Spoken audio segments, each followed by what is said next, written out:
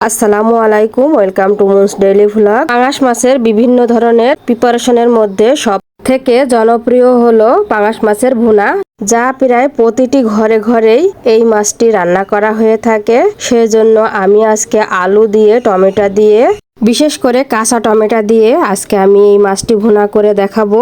আর পাঙাশ মাছ কিভাবে পরিষ্কার করতে হবে সেটাও আমি দেখাবো, তাহলে কিন্তু একেবারে গন্ধ থাকবে না। চলুন তাহলে দেখে নিই আলু দিয়ে, কাঁচা টমেটো দিয়ে পাঙাশ মাছের ভুনা রেসিপি। তো আপনাদের ভাই 4.5 কেজি ওজনের একটি পাঙাশ মাছ নিয়ে এসেছে। তো আমরা দুইজন মিলে এটি কেটে নিলাম, আমি আর মা। পাঙাশটা কিভাবে কাটলাম সেটাই আপনাদেরকে আগে দেখাবো। পাঙাশ মাছ কাটা কিন্তু খুবই কঠিন। পাঙাশ মাছ কিন্তু আমি প্রথমে ডলে পরিষ্কার করে ধুয়ে নিচ্ছি, এটি হচ্ছে তারের মাজনি দিয়ে। পাঙাশ মাছ যত ভালো করে ধোয়া যাবে ততই মাছের স্বাদটা বেড়ে যাবে। আমি কিন্তু কাটার আগেই পরিষ্কার করে ধুয়ে নিচ্ছি। পাঙাশ মাছের গন্ধ কিন্তু এই ধোয়ার ভিতরেই থাকে। যত কম ধোবেন ততই কিন্তু এই পাঙাশ মাছের গন্ধটা থাকবে। তাই বেশি বেশি করে এই পাঙাশ মাছগুলা ধুলে তাহলে আর গন্ধ থাকবে না। তারপরে তো কিন্তু আমি তারের মাজনি দিয়ে এটা ডলে কালিটা ডলে তুলে ফেলছি। এর গায়ে যত ময়লা ছিল, বিজলে ছিল, সেগুলা সবই কিন্তু আমি ধুয়ে তুলে ফেলেছি। কাটা তো দেখানো যাবে না, সেজন্য আমি সেটা স্কিপ করে দিয়েছি। আমি এখন মশলাগুলো রেডি করে নিয়েছি। আমি এখানে অনেকগুলা পেঁয়াজ নিয়েছি, প্রায় 5-7টা পেঁয়াজ নিয়েছি, 4-5টা কাঁচামরিচ নিয়েছি, 4-5টা টমেটো নিয়েছি, আলু নিয়েছি 3টা। অনেকেই পাঙাশ মাছের মাথা খেতে চায় না, সেই জন্য আমি আজকে প্রথমেই মাথাটা রান্না করব। তো দেখতেই পেলেন কিভাবে আমি পরিষ্কার করে ধুয়ে নিলাম। তারপরও কিন্তু আমি 4-5 বার ধুয়ে নিয়েছি পাঙাশ মাছটা। কাটার পর আমি এখন লবণ আর হলুদ দিয়ে কিছুক্ষণ মাখিয়ে রেখেছিলাম। আমি কিন্তু এটি খুব ভালো করে ভেজে নেব, সেই জন্য এটা রেখে দিলাম কিছুক্ষণের জন্য।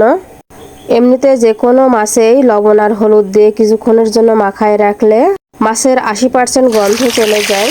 তো চলে আসলাম মাটির চুলাতে, সরিষার তেল দিয়ে দিলাম, তারপরে মাছগুলাও দিয়ে দিচ্ছি। একটু ভালো করে হিট করে নিতে হবে, তা না হলে কিন্তু মাছটা লেগে যাবে। মাছ কিন্তু অনেক ফোটে, কিন্তু আমি যেভাবে পরিষ্কার করেছি এইভাবে পরিষ্কার করলে মাছটা কিন্তু বেশি ফুটবে না। এ পর্যায়ে আলু আর টমেটোগুলো ভেজে নেব হালকা করে। যেহেতু কাঁচা টমেটো, সেই জন্যই আমি একটু ভেজে নেব, তাহলে কাঁচার একটা যে গন্ধ থাকে সে গন্ধটা থাকবে না। আমি কিন্তু বেশি ভাজবো না, হালকা করে ভাজবো। আমার টমেটোগুলো কিন্তু সবুজ সবুজই আছে, দেখেই বুঝতে পারছেন যে কিরকম ভাজলাম।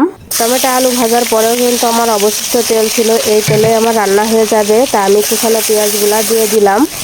পেঁয়াজগুলা হালকা ফ্রাই হয়ে গেলে আমি এর ভিতরে গোটা জিরে দিয়ে দিলাম। দিয়ে হালকা করে নেড়ে চেড়ে আমি এবার একে একে আরও মশলাগুলা দিয়ে দেব। পেঁয়াজটা কিন্তু বেশি ফ্রাই করা যাবে না।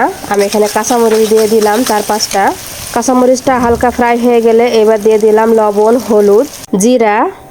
আমি কিন্তু সবই হাফ চামচ করে দিয়েছি। শুকনো মরিচ, আদা বাটা, রসুন বাটা এবং পেঁয়াজ বাটা, এইগুলা দিলে তো মাছের কোনো গন্ধই থাকবে না। মশলাগুলা ভালো করে কষানো হয়ে গেলে আমি এবার আলু আর টমেটোগুলা দিয়ে দেব মশলার সাথে ভালো করে কষানোর জন্য।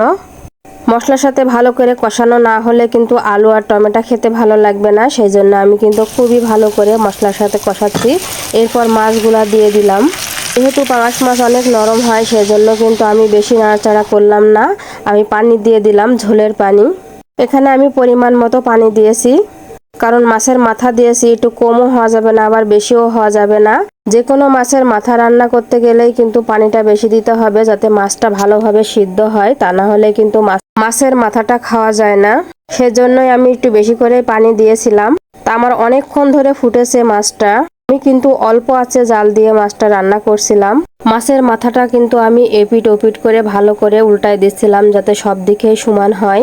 যাই হোক, মাছটা আমার হয়ে গেছে রান্না প্রায়। আমি এখন নামাই নেব। মাছটা দেখেই মনে হচ্ছে খুবই লোভনীয় হয়েছে। ইনশাল্লাহ খেতেও খুবই মজা হয়েছিল। অনেকেই আছে পাঙাশ মাছ গন্ধ করে খেতে চায় না, তাদের জন্যই আজকের আমার এই রেসিপিটি। মাছের কিন্তু কোনো গন্ধই ছিল না। আর আমার ভিডিওটি যদি ভালো লেগে থাকে অবশ্যই কমেন্টে জানাবেন যে কেমন হয়েছে, আর টাইমলাইনে শেয়ার করে রেখে দেবেন। মাছ রান্না করার সময় যদি কোনো কিছু ভুল হয়ে যায় তাহলে দেখে নেবেন। তো আজকে এই পর্যন্তই। আল্লাহ হাফেজ, ভালো থাকবেন সবাই। আর বেশি বেশি করে মাছ খাবেন, মাছে অনেক প্রোটিন থাকে।